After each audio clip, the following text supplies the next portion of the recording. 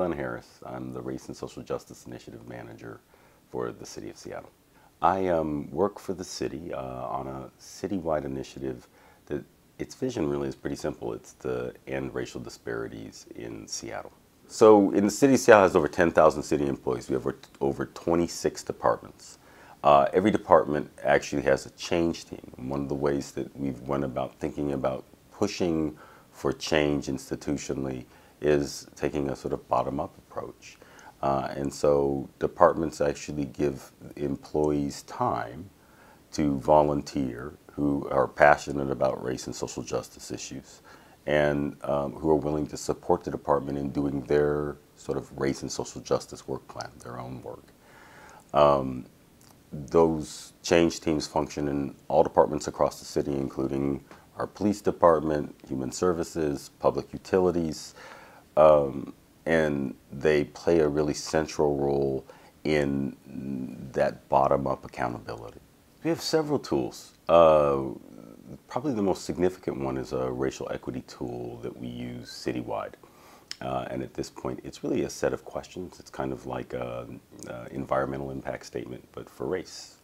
And it allows us to look at, or to center at least race and ask some questions about what does equity look like and what are the sort of unintended consequences in some of our policy decisions. It begs the question, do you know what institutional racism is? And so part of our work is about helping ensure that city employees can answer that question. We use a definition that's institutional racism is policies, practices, procedures that work to the benefit of white folks and to the detriment of folks of color, frequently unintentionally or inadvertently. And people being able to hold that concept is critical for them to be able to answer the question. The second part is we've done a lot of work to pull together data. So what we find repeatedly is folks actually, and I'll be more specific, white people have a very limited understanding of actually what the disparities are in their communities. And in Seattle, it holds true.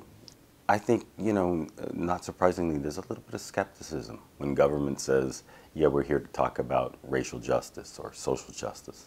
But also, there's a great deal of pride. The initiative itself really was driven, came out of community pressure on the city to take these issues on. I think the question sort of ultimately for us is, are folks feeling it in their daily lives, and the sort of policy decisions that we're sort of looking at in the ways that we, you know, made some new policy decisions, are folks feeling that in their daily lives?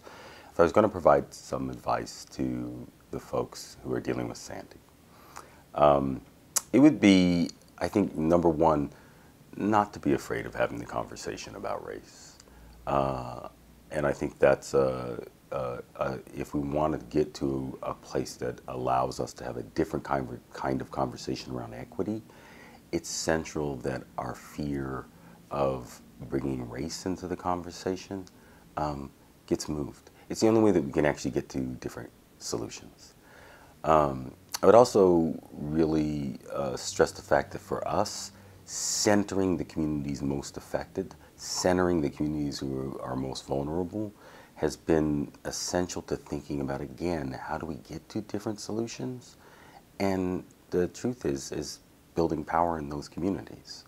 And deeply believe that government's ultimate role is to ensure that everyone has the ability to participate and represent themselves.